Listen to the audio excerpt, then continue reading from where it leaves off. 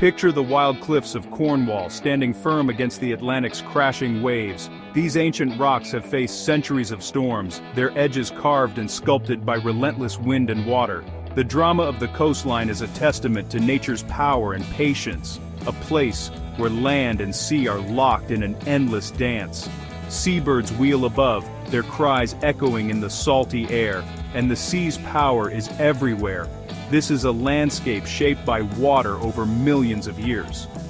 Every cliff face tells a story of ancient oceans and shifting continents, of life adapting to the edge of the world. For generations, people have sheltered behind these cliffs, feeling safe from the storms. Small villages and weathered cottages huddle close to the rocks, their walls thick with stories of survival and resilience. Here, the sea is both a threat and a lifeline, shaping daily life.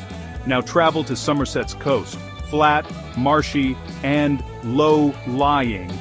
The Somerset levels, where the land barely rises above the sea.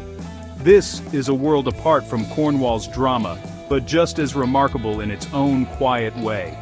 Here, man-made banks hold back the tides, but the sense of fragility is ever present. The land feels temporary, borrowed from the sea, and every high tide is a reminder of how close water lies beneath the surface. These two coastlines, one rugged, one delicate, face the same threat. Rising seas, driven by a warming world. Despite their differences, both are bound by the same fate, their futures intertwined by the climate crisis. The storms in Cornwall grow fiercer, Somerset's high tides creep ever higher. Floodwaters reach further inland, and the old ways of life are challenged by forces beyond local control. The sea doesn't care about cliffs or marshes. It finds every weakness. It seeps through cracks, surges over defenses, and reminds us that nature always has the final say. Both places are on the front line of climate change, and the choices we make now will decide their future. Our actions today will echo for generations, shaping whether these landscapes endure or are lost to the waves. This is a story of water, land, and the urgent need to protect our homes. It's a call to action for everyone who loves these coasts, and for those who understand what's at stake. The wild beauty of Cornwall and the quiet peace of Somerset are both at risk. Their unique characters, shaped by centuries of history and nature, could be changed forever. The rising tide is not a distant threat, it's happening now.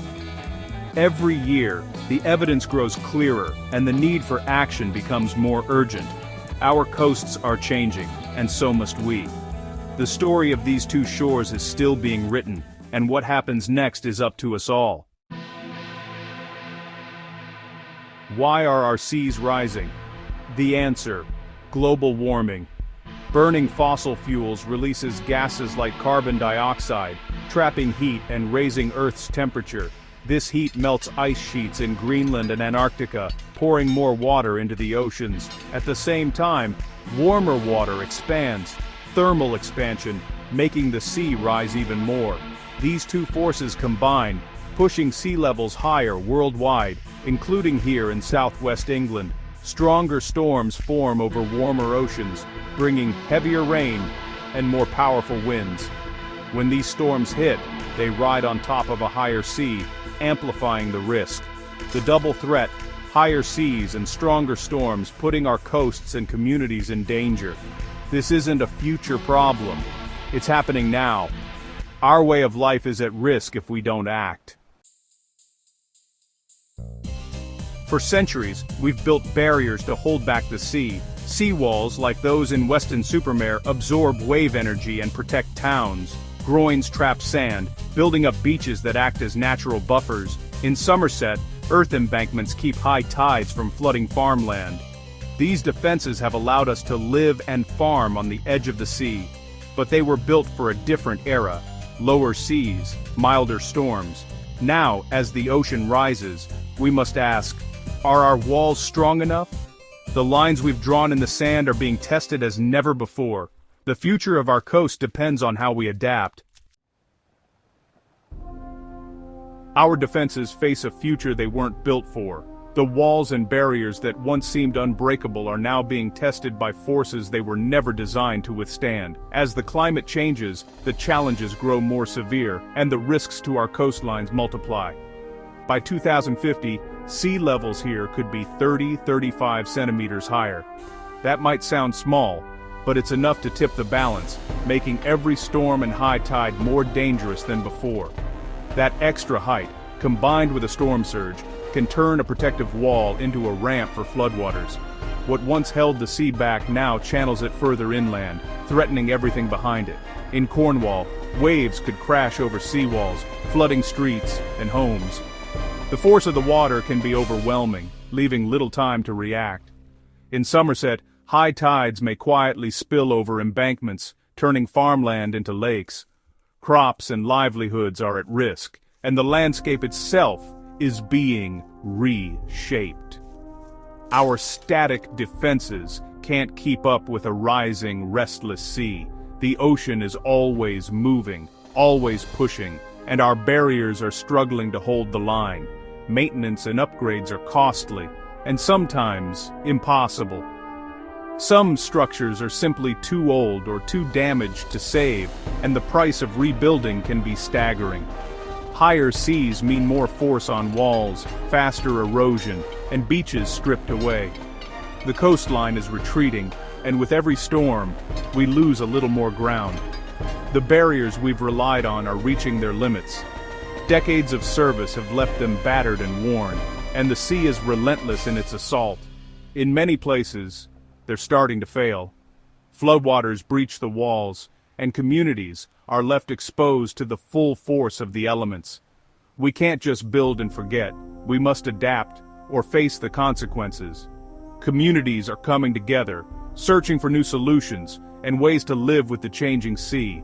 The sea is relentless and it's gaining ground.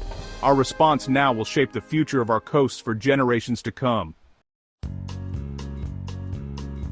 Let's visit the places most at risk. Newquay's golden beaches and surf culture are threatened by flooding from higher seas and storms. St. Ives, with its narrow streets and historic cottages, sits just meters from the high tide.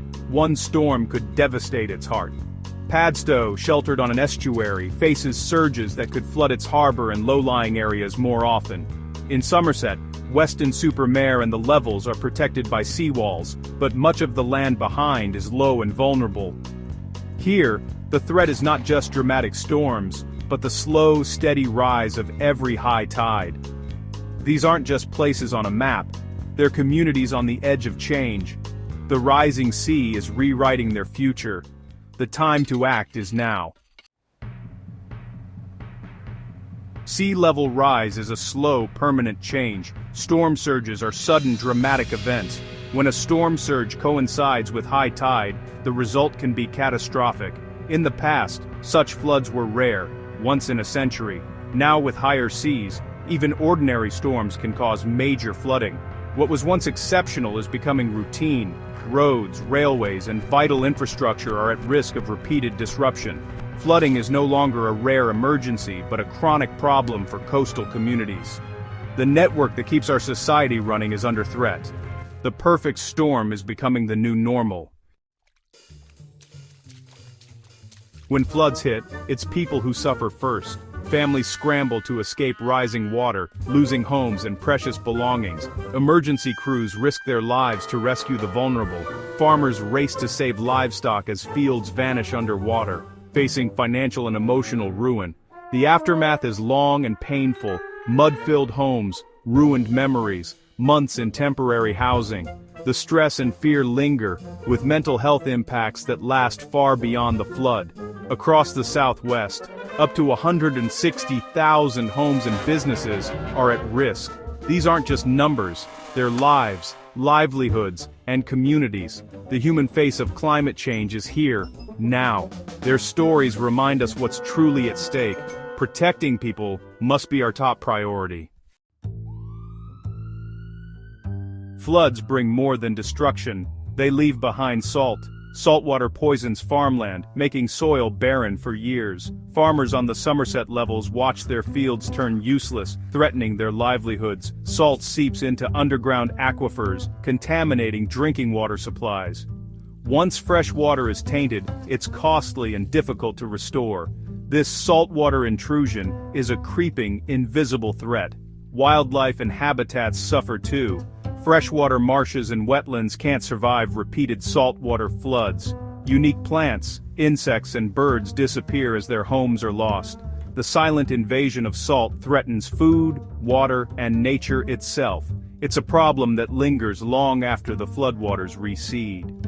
The cost is measured in lost harvests, lost habitats, and lost futures. We must fight not just the water, but the salt it leaves behind.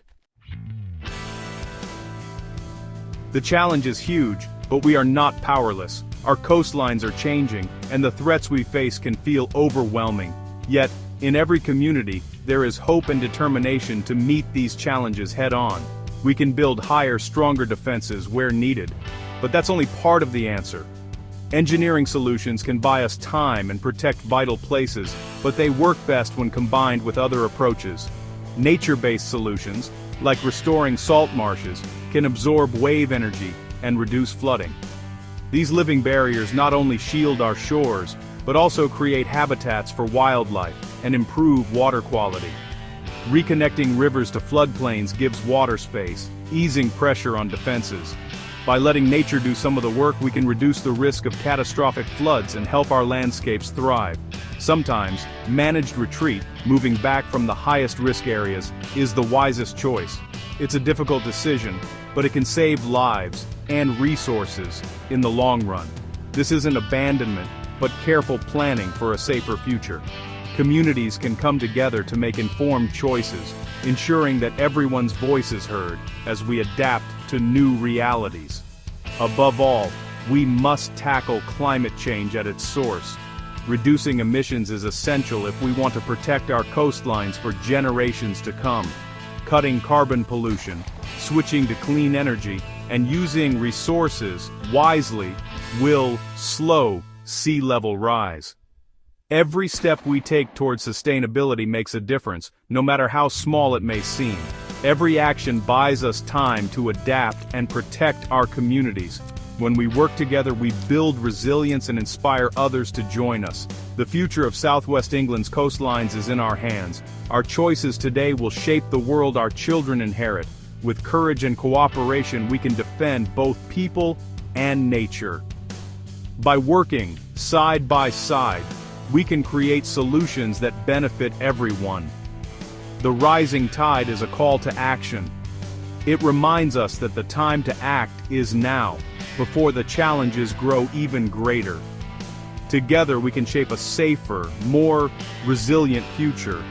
One where people and nature thrive side by side, and where hope guides every step we take.